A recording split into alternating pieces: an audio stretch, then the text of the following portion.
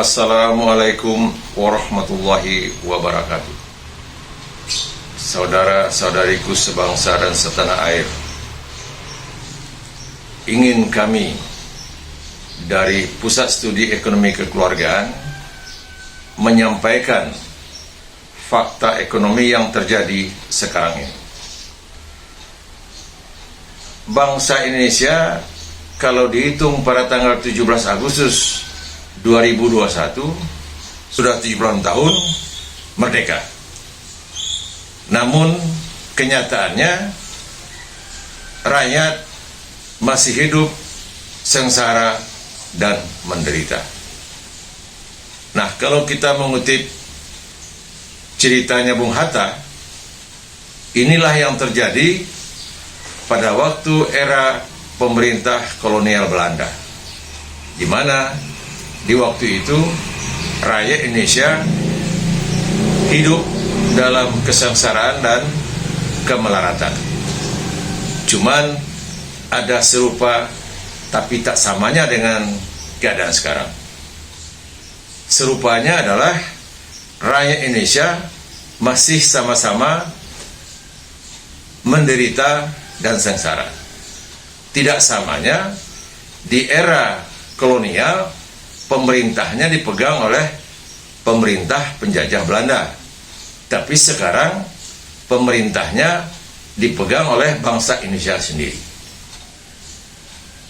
Nah, kalau kita melihat lebih jauh lagi, kenapa Indonesia diperjuangkan oleh para pejuang untuk merdeka? Karena ingin membebaskan rakyat Indonesia hidup dari kesengsaraan dan kemelaratan. Untuk itu terjadilah pergerakan kemerdekaan Indonesia yang mereka mengorbankan segala yang mereka miliki, bahkan jiwa raga, harta, dan lain sebagainya. Dan berkat dukungan dari seluruh rakyat Indonesia yang ingin merdeka, diproklamirkanlah kemerdekaan Indonesia pada tanggal 17 Agustus 1945, menyusun dasar-dasar bagi Indonesia merdeka. Dan itu disusun oleh tokoh pejuang kemerdekaan Indonesia yang berjumlah 68 orang, tergabung dalam BPU PKI, di mana Bung Karno dan Bung Hatta termasuk sebagai anggotanya. Perlu dipahami, dijiwai serta disadari sesadar-sadarnya oleh seluruh Indonesia bahwa 1. Pancasila dan Undang-Undang Dasar 45 adalah kesepakatan nasional yang dirumuskan oleh 68 orang tokoh pejuang kemerdekaan Indonesia untuk melindungi segenap bangsa Indonesia dan seluruh tumpah darah Indonesia, dengan tujuan agar supaya bangsa Indonesia menjadi salah satu bangsa yang disegani di dunia internasional. Di sini perlu kita berikan catatan penting. 1. Pancasila dan Undang-Undang Dasar 45 adalah rumusan dan kesepakatan nasional dari 68 orang tokoh pejuang kemerdekaan Indonesia untuk menetapkan dasar-dasar negara Indonesia, di mana Pancasila adalah landasan ideal dan Undang-Undang Dasar 45 adalah landasan konstitusional.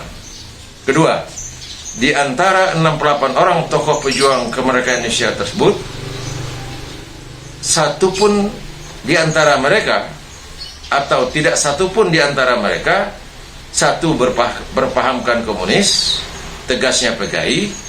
Jika itu ada, tidak akan mungkin rumusan Pancasila dan UUD 45 seperti itu. Yang kedua, tidak ada yang berlatar belakang pengusaha atau konglomerat.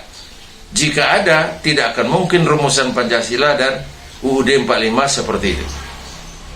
Catatan ketiga, jelas sekali bahwa Pancasila dan Undang-Undang Dasar 45 menolak kapitalisme dan komunisme secara fundamental karena bertentangan dengan Pancasila dan Undang-Undang Dasar 45. Kedua, kemerdekaan kebangsaan Indonesia disusun dalam suatu Undang-Undang Dasar Negara Indonesia yang terbentuk dalam suatu susunan Negara Republik Indonesia yang berkedaulatan rakyat berdasar kepada Pancasila. Ketiga, pemerintah negara Indonesia bertugas dan berkewajiban melindungi segenap bangsa Indonesia dan seluruh tumpah darah Indonesia, dan untuk memajukan kesejahteraan umum, mencerdaskan kehidupan bangsa, dan ikut melaksanakan ketertiban dunia yang berdasarkan kemerdekaan, perdamaian abadi, dan keadilan sosial. 4. Untuk membebaskan rakyat Indonesia dari kesengsaraan dan penderitaan yang dialami selama pemerintah kolonial Belanda, maka dasar politik perekonomian Indonesia telah dipancangkan oleh pejuang kemerdekaan Indonesia dalam Undang-Undang Dasar 1945 Pasal 33 yang terdiri dari 3 ayat. 5. Namun perlu direnungkan secara khidmat dan mendalam bahwa sudah 76 tahun kemerdekaan Indonesia diproklamirkan, kenyataannya rakyat Indonesia masih hidup sengsara dan menderita. Kenyataan tersebut menimbulkan serangkaian pertanyaan, yaitu: 1. Kenapa hingga kini rakyat Indonesia masih hidup sengsara dan menderita? Jawabannya, karena perekonomian Indonesia masih digenggam erat-erat oleh konglomerat yang melakukan praktek ekonomi kapitalisme dalam segala bentuknya. Dari jawaban tersebut muncul lagi pertanyaan berikutnya: kenapa perekonomian Indonesia digenggam erat-erat oleh konglomerat? Jawabannya, karena Undang-Undang Dasar 45 Pasal 33 yang asli tidak dilaksanakan secara benar oleh Presiden Jokowi. Nah, kami Pusat Studi Ekonomi Kekeluargaan berkesimpulan bahwa 1. Presiden Jokowi tidak melaksanakan UUD 45 Pasal 33 yang asli secara benar. Kedua, masalah utama yang dihadapi oleh bangsa Indonesia sekarang ini adalah tidak dilaksanakannya Undang-Undang Dasar 1945 Pasal 33 yang asli oleh Presiden Jokowi. Masalah-masalah lain seperti bebasnya TKA Cina masuk ke Indonesia, korupsi, kolusi, dan nepotisme merajalela, 3. Rakyat yang semakin miskin dan lain sebagainya, itu semua hanyalah ekses masalah dan bukan masalah utama. Di sini kami jelaskan, jika Undang-Undang Dasar 45 Pasal 33 yang asli dilaksanakan Presiden Jokowi secara benar, maka keadilan sosial bagi seluruh rakyat Indonesia yang dicantumkan dalam sila kelima Pancasila, yaitu 1. Bagi orang-orang yang tidak bisa bekerja seperti jompo, cacat, dan sebagainya, akan diberi jaminan hidup secara penuh oleh negara. Penganggur, siapapun penganggur, akan diberi jaminan hidup secara penuh oleh negara. Biaya pelayanan kesehatan, biaya pendidikan menjadi tanggungan negara. Jadi kunci dari masalah kita sekarang adalah melaksanakan Undang-Undang Dasar 45 Pasal 33 yang asli secara benar. Nah, berkaitan dengan hal tersebut, kami dari Pusat Studi Ekonomi Kekeluargaan bersedia menjelaskan secara terbuka kepada Menteri Keuangan RI selaku Ketua Tim Ekonomi Kabinet Jokowi bagaimana mengimplementasikan UUD 45 Pasal 33 yang asli secara benar sesuai dengan yang dicita-citakan oleh Bung Hatta dan diamini oleh seluruh anggota BPU PKI yang berjumlah 68 orang tokoh pejuang kemerdekaan Indonesia. Di sini perlu kami jelaskan dan tambahkan bahwa orang yang mampu memahami dan menjiwai serta mengimplementasikan UUD 45 pasal 33 yang asli secara benar sebagaimana yang dimaksudkan oleh Bung Hatta adalah dan hanyalah jika yang bersangkutan memahami dan menjiwai secara menyeluruh mengenai satu, setiap sila dari Pancasila, baik yang tersurat maupun yang tersurat. Kedua, setiap alinea pembukaan Undang-Undang Dasar 45, baik yang tersurat maupun yang tersirat. Memiliki ilmu ekonomi, bisnis, dan manajemen. Seterusnya, memiliki pengalaman praktis dalam dunia bisnis dan manajemen. Dan selanjutnya, memahami budaya ekonomi rakyat desa secara komprehensif. Terakhir, memiliki dan mampu menggunakan akal sehatnya.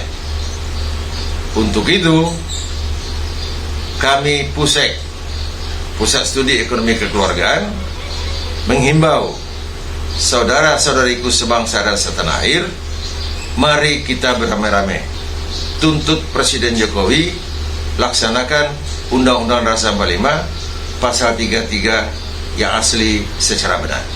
Jadi dari uraian yang saya sampaikan tadi dapat kita simpulkan, pertama-tama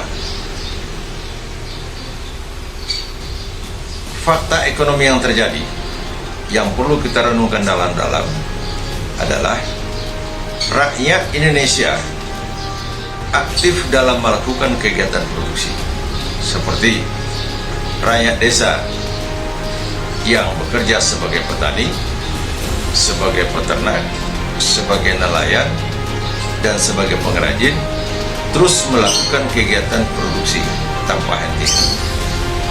Rakyat yang bekerja di pabrik sebagai buruh tidak pernah berhenti bekerja. Kemudian rakyat yang bekerja di perusahaan-perusahaan besar juga tidak pernah berhenti bekerja. Kemudian sumber daya alam dan kekayaan alam Indonesia tidak pernah berhenti dieksploitir. Namun kenyataannya, kenapa rakyat Indonesia masih hidup dalam kesengsaraan dan kemelaratan? Ini yang perlu kita renungkan dalam-dalam. Di sini dapat saya jelaskan bahwa semua aktivitas produksi rakyat tersebut nilai tambahnya masuk ke kantong-kantong konglomerat. Karena sistem ekonomi yang kita pakai adalah kapitalisme. Sekian, terima kasih. Wassalamualaikum warahmatullahi wabarakatuh.